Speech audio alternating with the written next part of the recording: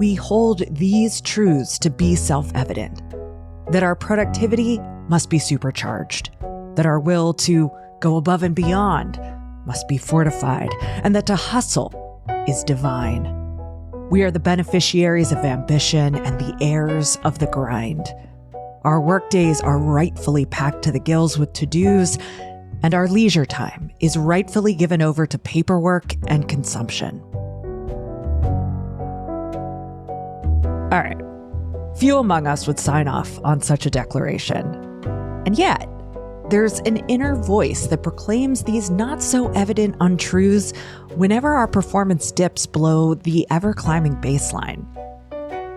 Now, chiding yourself for having a less than productive day or completing a project with less than peak efficiency is easy.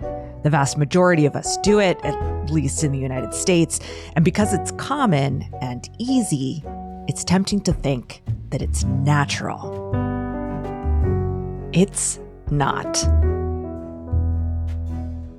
This inner nagging is a script we learned.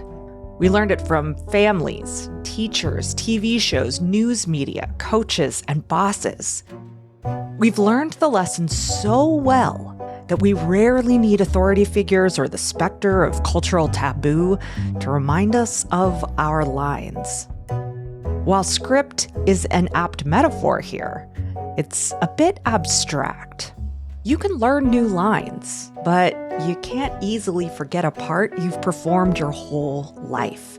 That's one reason why we find it relatively easy to talk about valuing things like rest, care, and enoughness, while struggling to actualize those values in any structural or concrete way.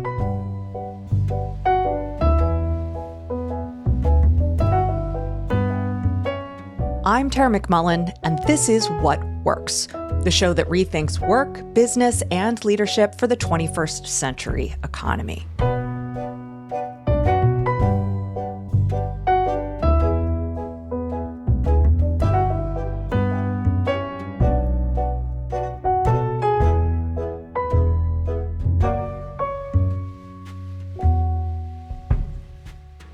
Recently, I heard writer Joy Clarkson talk about the tiny Puritan that she believes lives in our heads. Quote, "He sees all pleasure as temptation. He thinks the safest way to stay morally pure is to be chronically wary of one's own enjoyment."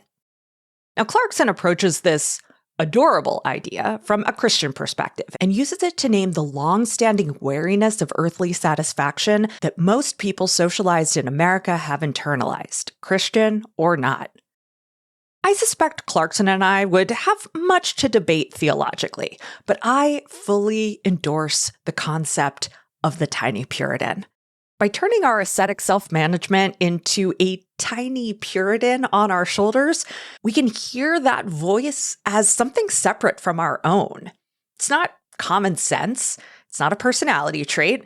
It's a little dude in a funny hat reminding us of our impending damnation. There is no want of power in God to cast wicked men into hell at any moment. The wrath of God burns against them. The pit is prepared. The fire is made ready. The Tiny Puritan is a Lilliputian reinterpretation of what Max Weber called the Protestant ethic.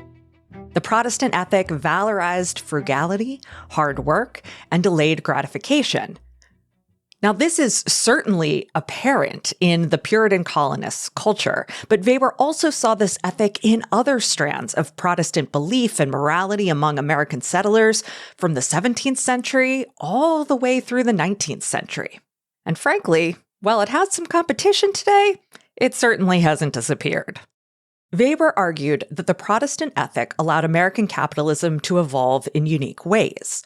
It not only inspired the scions of industry to channel the whole of their energy into the growth of massive corporations, but it also enabled the workers required to build those corporations to justify the often meager pay and horrible working conditions. Thanks to a culture of asceticism, anxiety, and delayed gratification, American entrepreneurs had a distinct leg up on their capitalist counterparts in Europe. What was once a religious script became a political and economic script. The Protestant ethic evolved into, as Weber called it, the spirit of capitalism.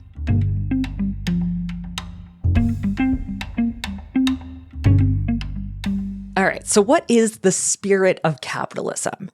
The sort of ex post facto sales pitch for capitalism is essentially that everyone is better off when markets are freer and entrepreneurs have more potential upside.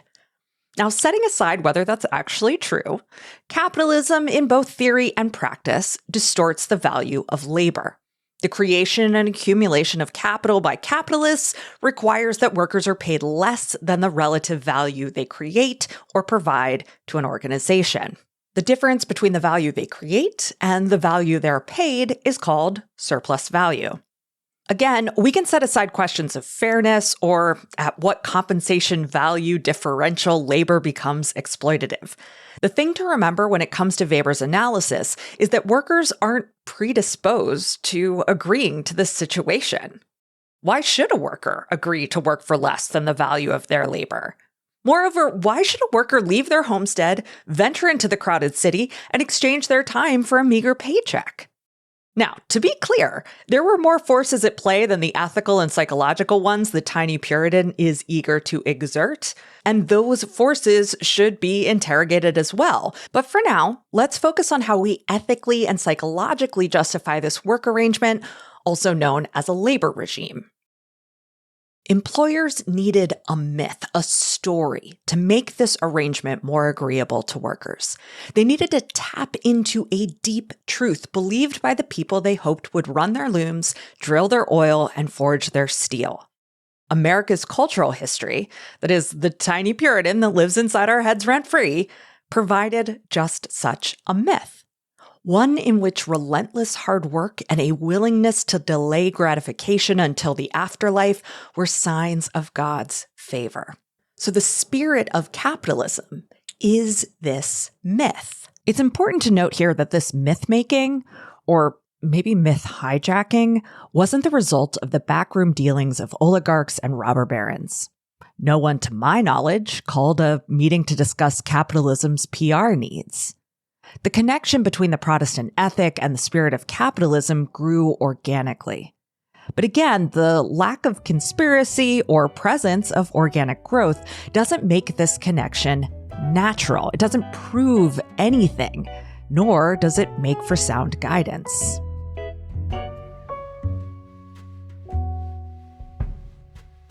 Almost a century after Weber published his theory, two sociologists, Luc Boltanski and Yves Chiapello, published their exhaustive study of French management literature called The New Spirit of Capitalism. In it, Boltanski and Chiapello extend Weber's theory. They describe two later evolutions of the spirit of capitalism, two evolutions of the myth. Keep in mind, this myth, the spirit of capitalism, is the political, economic, and even spiritual justification for accepting the crappy bargain that is the capitalist labor regime. Over time, our myths can start to lose their oomph. The justification gets to be just a little less enticing. And so, we need a new myth. We need a new justification, one that responds to the concerns of its era. Now, the original justification doesn't go away. It's just reinforced. After all, my Tiny Puritan is still speaking loud and clear.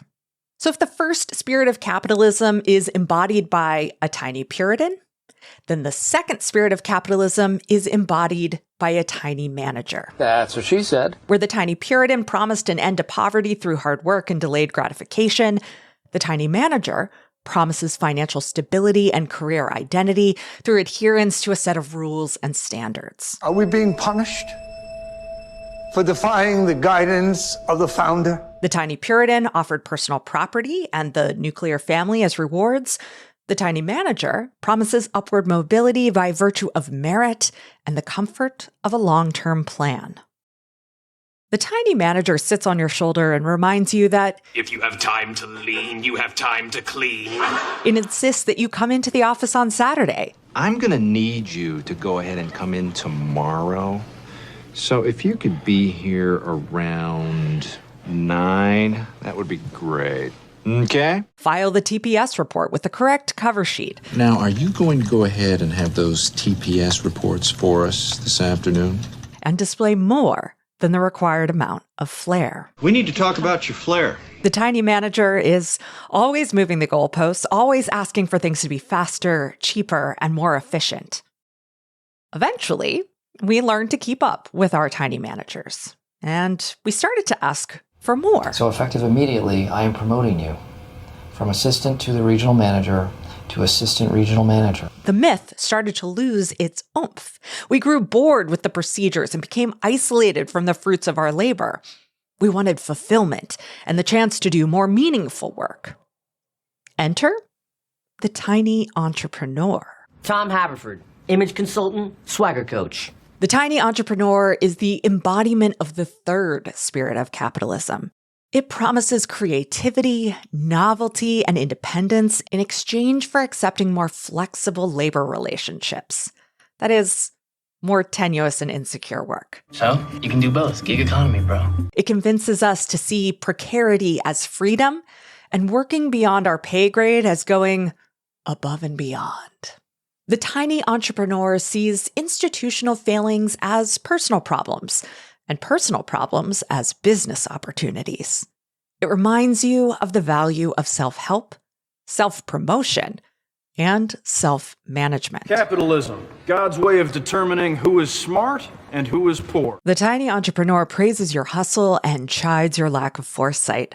It reminds you that coffee is for closers, that if you're not growing, you're dying, that sweat equity is the price you pay for greatness.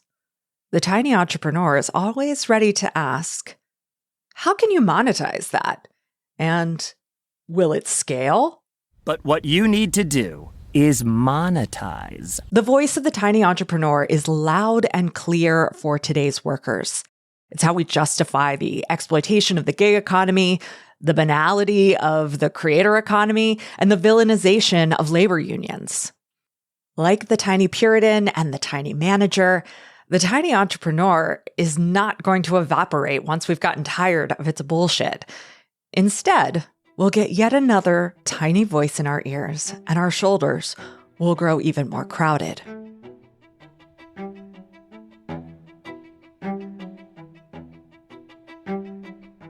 It's entirely possible that as wealth inequality grows and what social safety net exists weakens further, we'll see a variety of tiny capitalists vie for our hearts and minds. The tiny speculator might cajole people to channel their money into cryptocurrency or meme stocks. The tiny landlord might convince folks to seek out any opportunity to collect rent. The tiny grifter might encourage us to chase down the next dollar at the expense of our ethical standards. I think we're often hearing the whispers of these tiny capitalists even before their time.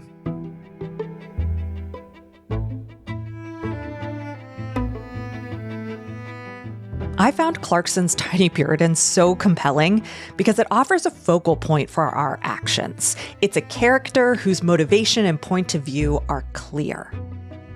That character speaks in ways that are consistent with how it understands the situation.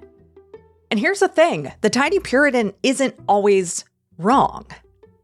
What I mean is that the Tiny Puritan, like our other tiny capitalists, understands the system. And even if the system is wrong, destructive, or harmful, the system is real. Our tiny capitalists aren't trying to take advantage of us or lie to us so much as they're trying to help us navigate a hostile environment. They coax us to comply because more often than not, compliance is safer than non-compliance. So I don't think the proper response to the Tiny Puritan, the Tiny Manager, or the Tiny Entrepreneur is to tell them to shut up. If we do, we risk missing vital information that will help us make the kind of calculated choices that are critical to surviving within harmful systems. By letting our tiny capitalists perform their part, we start to see their script for what it is. It's not natural, it's not common sense, it's not a personality trait. The voice of the tiny capitalist is the voice of an invented but very real system. Instead of assuming the system's voice is natural or part of our identity, we can see it as separate from ourselves. When I separate myself from the script, I can ask, what is my voice? If the Tiny Puritan manager or entrepreneur isn't my voice, what is? And what do I have to say? Just as our tiny capitalists aren't always wrong, our own voices aren't always right, at least in context.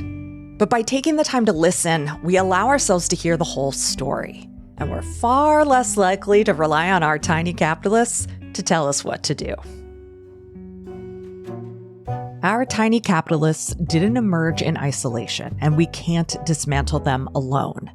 The scripts we've internalized are fundamentally social, woven through generations of economic and cultural myth-making. If we want our tiny capitalists to sound less like that one overbearing boss we had, or the latest propaganda for the creator economy, we have to put them in their place. And to do that, we need help. The tiny capitalists' voices aren't the only ones we can listen to. We can cultivate our own voices based on our values and desires. And by doing that with others, online, in our teams, in our networks, in our families, we can create new life-affirming scripts to share. Our voices take shape not in isolation, but in the shared work of listening, questioning, and reimagining the stories we've inherited.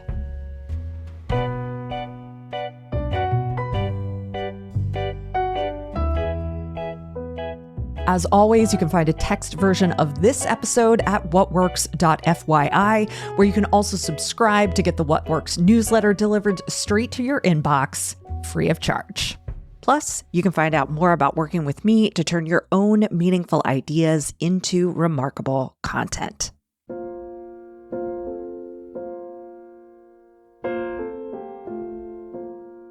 Today's episode was written, edited, and produced by me, Tara McMullen.